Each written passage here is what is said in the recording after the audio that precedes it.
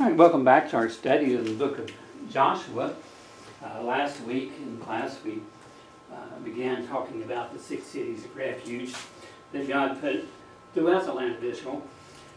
If you recall, God gave 48 cities over to the Levites. And those 48 cities were scattered all around of Israel, making it close for anybody to only have to travel less than a Sabbath day journey in order to get to the place of worship. And so it was important that they were close enough to where they could attend the worship services there. The cities of refuge, though, there's only 6 of those out of the 48 cities. And again, they were located in close proximity to anyone who committed a crime. They would not have to travel that far, and they very quickly could have gone. Remember, Israel is not a very big country.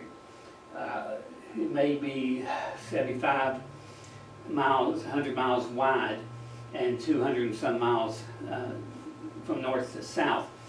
And so with these 6 cities located throughout the land, it made it pretty easy for them to get to into the land of Israel here. Last week we talked about that the priestly code said no harm was allowed to come to a person that was guilty. Once the Jewish high priest had died, though, they were allowed to go free. And this is one of the 2 stipulations that God gave, or the time limit that the person was to serve. Until one of 2 things would happen. Well, actually, I guess one of 3 things would happen. The one would be if the person died. Then obviously they would not ever no longer in there. But the other 2, one was the death of the high priest. When the high priest died, then all the prisoners were allowed to go free.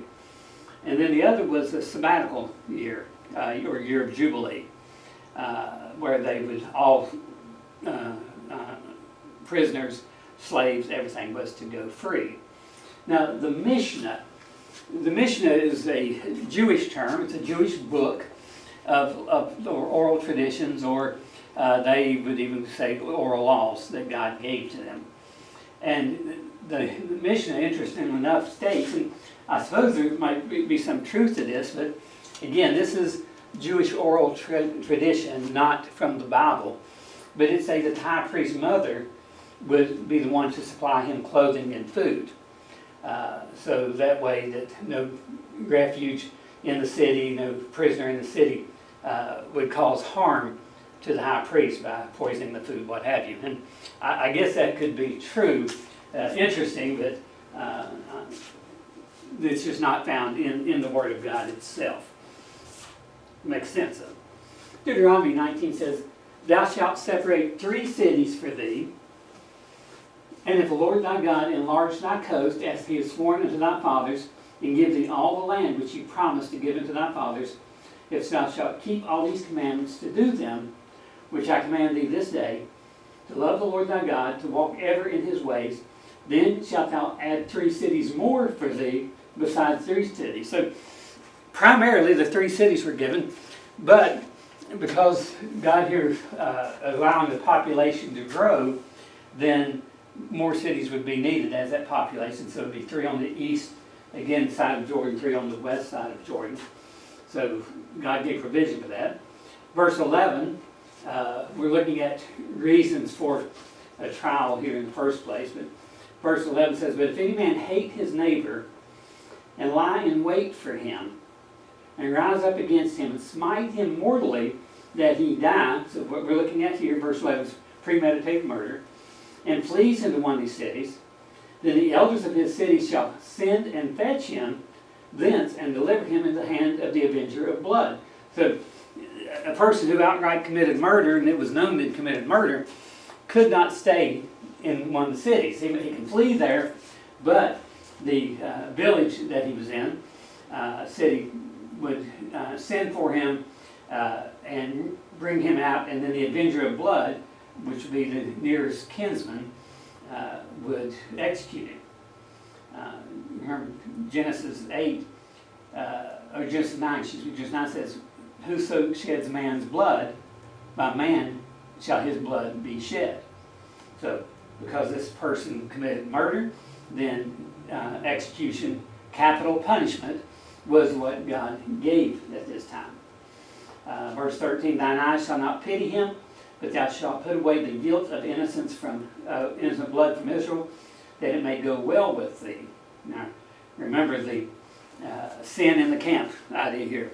If you allow sin in the camp, it quickly spreads. You allow a murderer to go free, then the next person is not going to be scared to murder someone else. And look at the world that we live in today.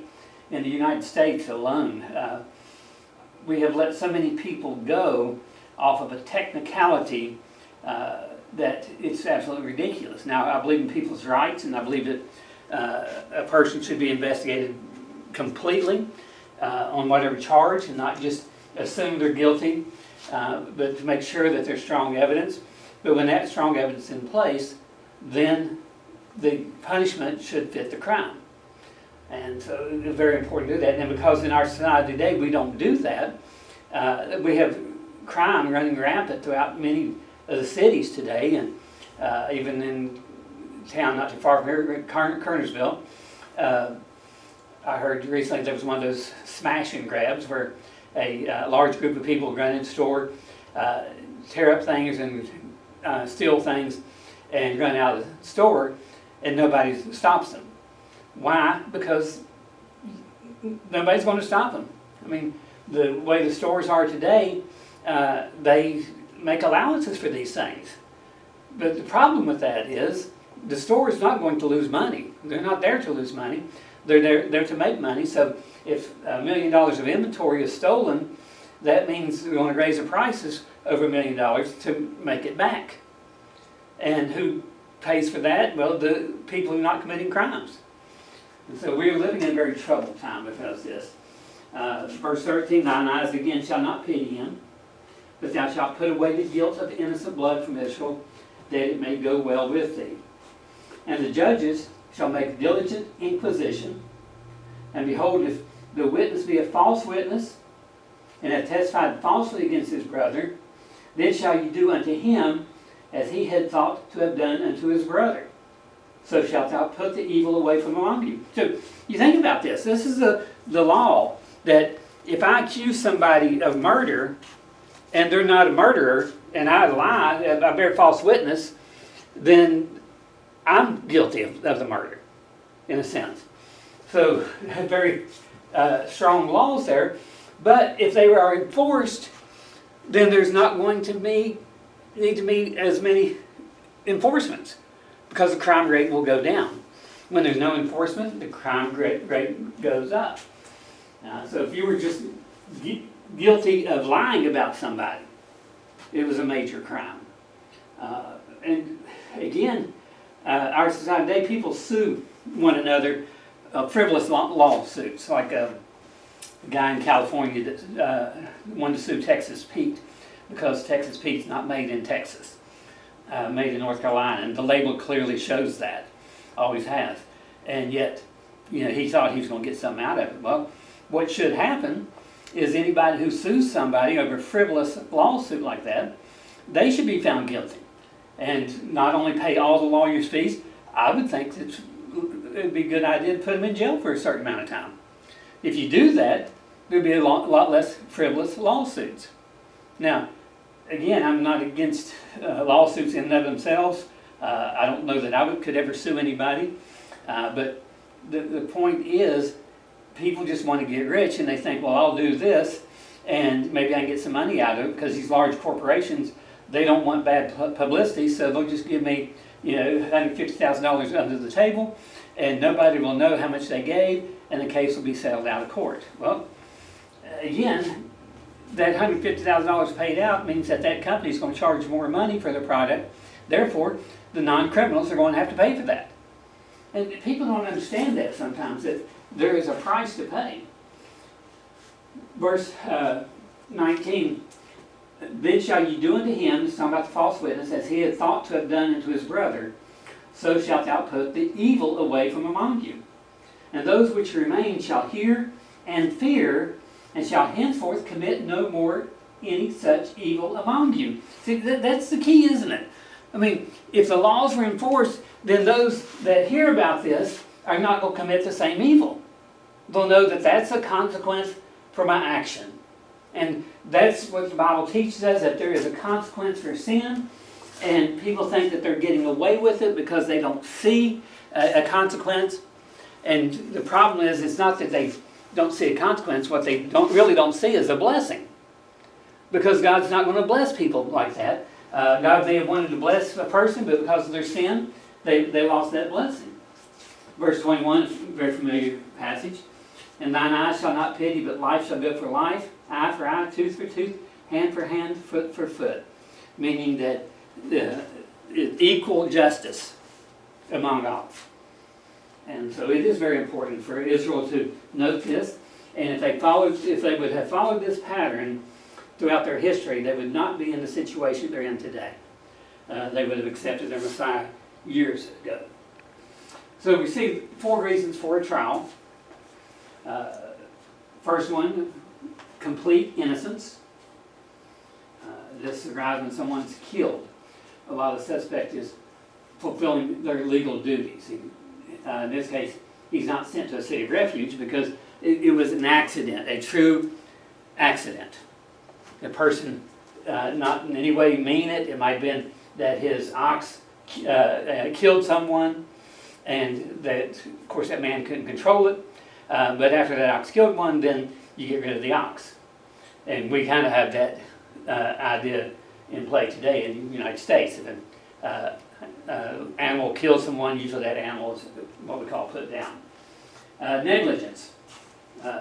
Now this is where, let's say you have a rooftop, and the rooftops in Israel were flat, and so they were a place of people hanging out at.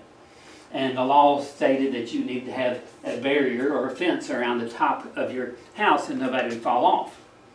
And let's just say you had one in it but it had fell off a couple months ago, you didn't repair it, and yet you had people over and someone fell off. Well, you then are guilty. What we would say today, we're guilty of manslaughter. Describes when someone's killed as a result of negligence on the part of the suspect. They then would be exiled to the city of refuge because they had a responsibility to protect and they failed in that responsibility. And then you had severe carelessness. This arose when someone's accidentally killed as a result of illegal activity by the suspect. For example, a situation arises if a shop owner fails to maintain their property and it collapses and kills the customer. In this case, a death penalty would apply. It'd be like us today in our society, and I don't understand this, that if I take a gun and shoot somebody and they're dead, that's murder. But if I knowingly drink, get in a car and run somebody over, then that's maybe manslaughter at the most. And many times the person gets probation. I've seen it happen.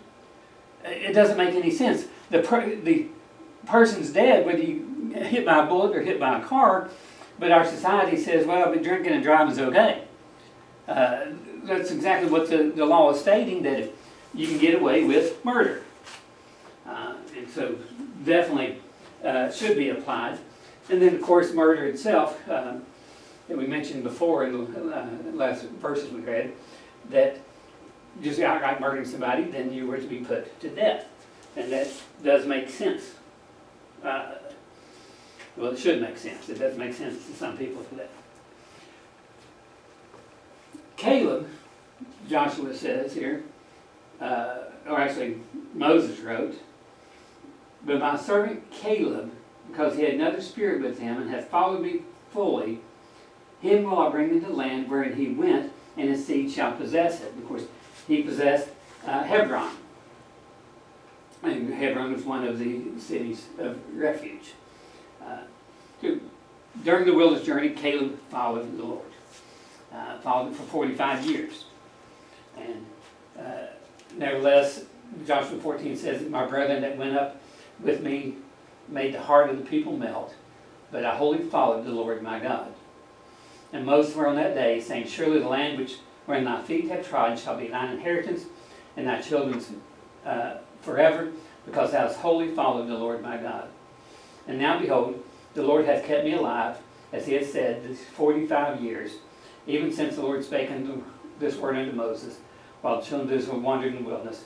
And now lo, I am this day 85 old, so 85 years old. We see Caleb's commitment here to serve God. He did it in the wilderness. He did it during the days of Joshua. Very, very important testimony. And Caleb followed the Lord despite the dangers. He knew that the enemy was great. He knew that when the 12 spies go into the promised land, and sorry about this, I kind of switched gears from cities of refuge to Caleb real quick. I probably should have had a little bit of explanation between those. But Numbers 13 says, and Caleb stilled the people before Moses and said, let's go up at once and possess it. We are well able to overcome it. But the men that went up with him said, we be not able to go against the people, for they are stronger than we. And they brought up an evil report of the stronger, evil report of the land, which they had searched the children of Israel, saying, the land through which we have gone to search it is a land that eats up the inhabitants thereof, and all the people who we saw in it are men of great stature. And there we saw the giants, the sons of Anak, which come of the giants, and we were in our own sight as grasshoppers, and so we were in their sight. So Caleb does not deny the fact that the enemy was big when they went to the promised land. But Caleb understood that him and the other 11 were not sent into the land to see if they could conquer it, but rather how they were going to conquer it. What path to take, what route to take into the country. They had never been before, so they didn't know what lay ahead. They didn't know if there was a valley in front, a river in front, or it was the best passage in front. And so that's why God chose, in Numbers 13, chose 12 leaders out of the tribe of Israel, 12 men that of good reputation, probably all saved men. I mean, if God wanted to be the leader of Israel, one of the tribes, then they would be godly men. And yet, 10 did not have the faith. They did not believe God. And the consequence of them is that they died prematurely. Presumptuous sin. They knew what God said. They knew what they do, but they chose to go their own path. And God killed them in front of all of Israel, the Bible says. But Caleb and Joshua didn't have that problem. And Caleb and Joshua both were not afraid to stand up. So Joshua the son of Nun and Caleb the son of Jephunneh, which are of them that searched the land, rent their clothes, and they spake unto all the company of the children of Israel, saying, the land which we passed through to search it is an exceeding good land. If the Lord delight in us, then he will bring us into his land, and give it us a land which flows with milk and honey. Only rebel not yet ye against the Lord, neither fear ye the people of the land, for they are bread for us. Their defense is departed from them, and the Lord is with us. Fear them not. But all the congregation bade stone them with stones, and the glory of the Lord appeared in the tabernacle of the congregation before all the children of Israel. So, no matter how big the enemy was, or no matter how much the so-called righteous proclaimed, Joshua, Caleb were going to do the right thing. And if a man stand up and only 2 of them in all Israel believed God, then that's what they were willing to do. And look at the results of their action. You know, I always kind of kid around and say, talking about the 12 spies, I'll name 2, Joshua and Caleb. Somebody name one of the other 10. And for the most part, I've never met anybody who could name any of them, much less all 10 of them. Why? Because those are men we don't study. We're not concerned with them as human beings because they failed God. And the 2 that did prosper because of God, we know much about. We know Joshua, we know Caleb, names that are written in history and spoke of to this day. And we're talking here, over 3,000 years later, we're still talking about them. And the other 10, although their names are written in the Bible, you'd be hard-pressed to name one of them. Even as Caleb got older, you remember, 85 in Bible times was still old. Sometimes people think that because prior to the flood, people lived to be 900 some years old or more, that 85 might not have been that old, but it definitely was. But Caleb's strength wasn't in himself, his strength was in the Lord.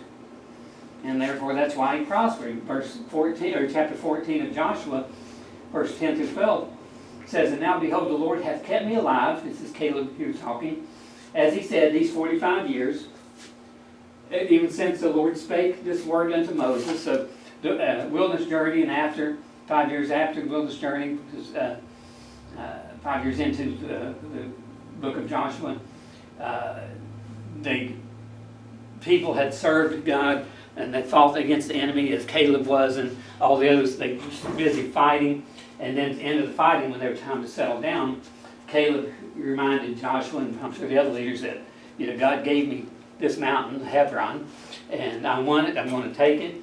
I don't care how old I am. He said, I'm 85 years old now, and yet I'm as strong this day as I was in the day that Moses sent me. As my strength was then, even so is my strength now for war. He said, I can still fight. I can still go into battle. And now it's time for me to claim the property that God gave me. Now therefore give me this mountain whereof the Lord spake in that day. For thou heardest in the day how the Anakims were there, and the cities were great and fenced it. If so be the Lord will be with me, then I shall be able to drive them out, as the Lord said. So Hebron was still occupied. Hebron was the place of the Anakims, the giants. I mean, the very people that the other 10 spies were afraid of. And now Caleb says, oh, by the way, that mountain where we met the Anakims at, that's my land. God said I can have it, and I'm old enough to go in and fight, and I don't care how big they are. I can drive them out. Why? Because the Lord had promised victory. And this is not Caleb speaking lies and just trying to fool himself. It's Caleb expecting God to do what God said he would do. That if you go in and you drive out the enemy, God says, I will bless you and I will help you. So that's why Caleb wasn't afraid. Wasn't in his own strength. He's not trusting his own strength at this time. He's trusting God to deliver him. Caleb, again, he looked to the Lord for deliverance. That's exactly what we're saying here. Numbers 13:30. And Caleb stilled the people before Moses and said, let us go up at once and possess it, for we are able to overcome it. Now remember, that's Numbers 13. So when he got back, first thing Caleb says, yeah, we can do it. Because God said we can do it.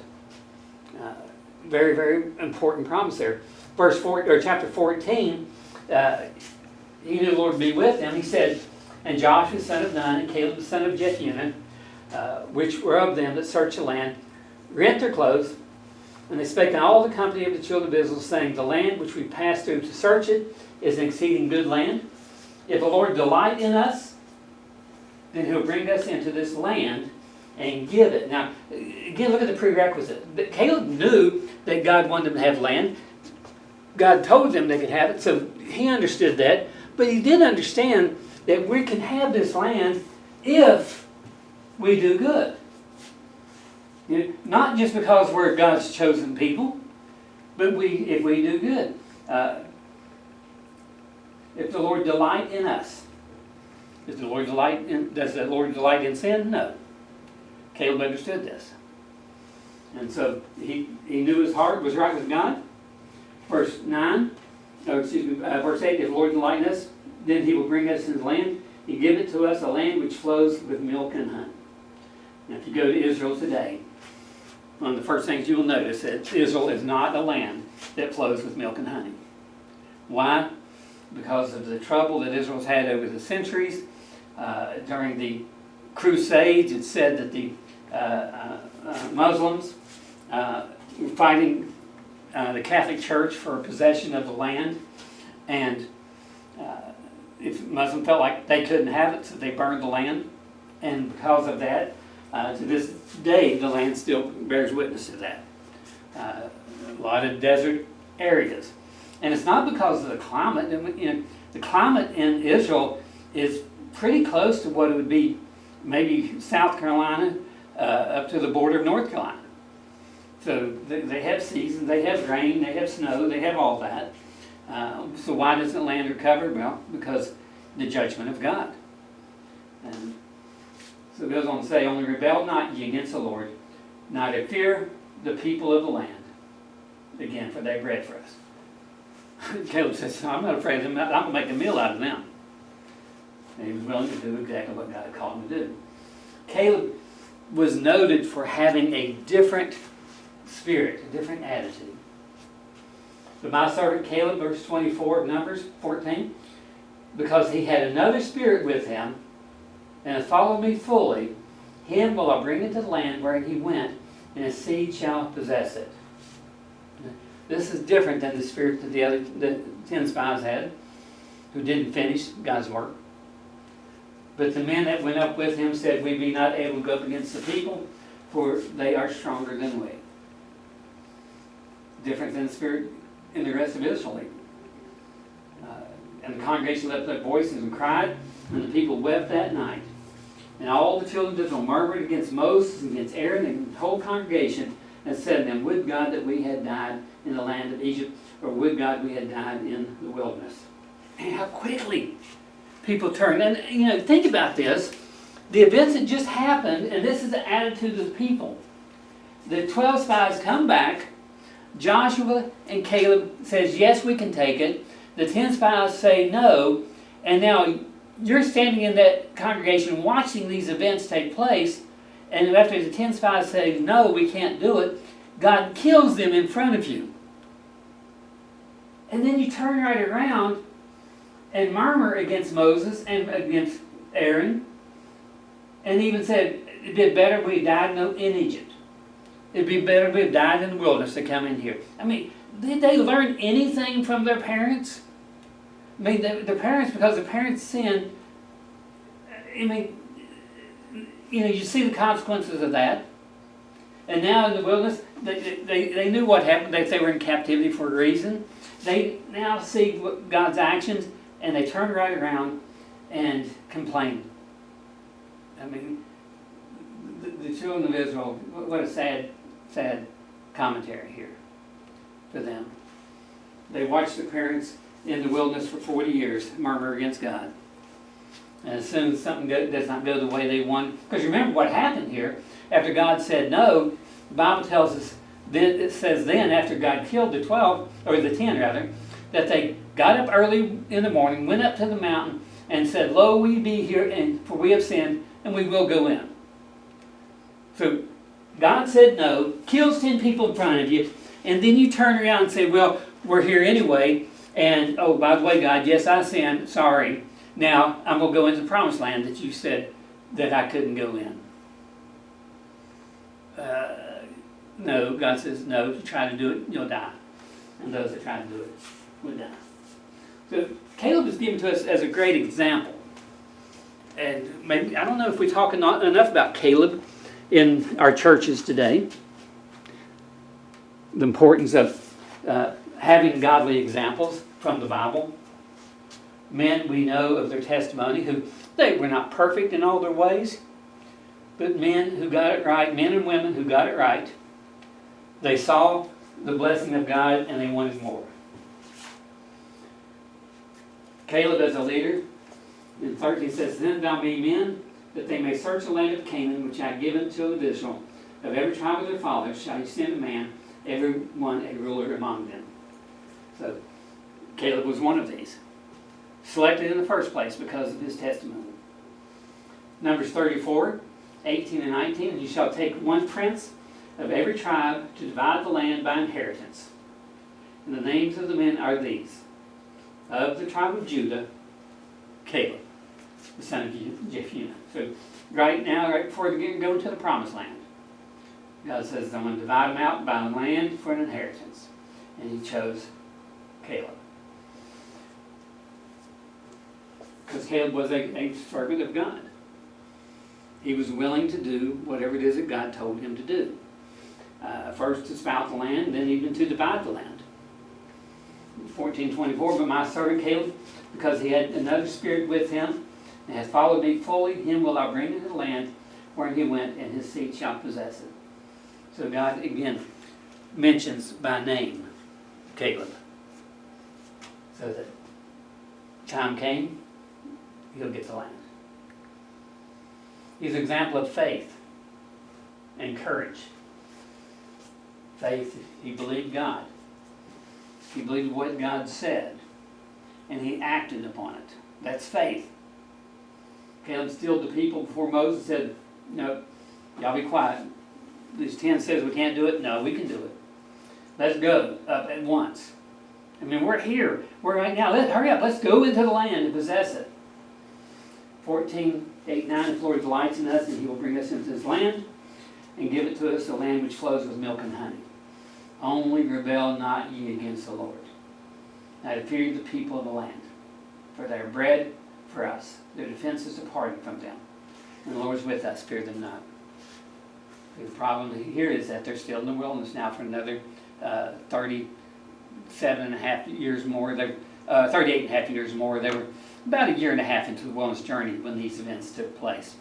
And so God had them spend 40 years total in the land for their 10, not just the 10's spies sin, but the children of Israel's sin who rebelled against God. An example of God's justice. Number says, your carcasses shall fall in this wilderness, and all that were numbered of you, according to your whole number, from 20 years old and upward, which have murmured against me. Doubtless you shall not come into the land concerning which I swear to make you dwell therein, save or except for Caleb the son of Jephunneh and Joshua the son of Nun.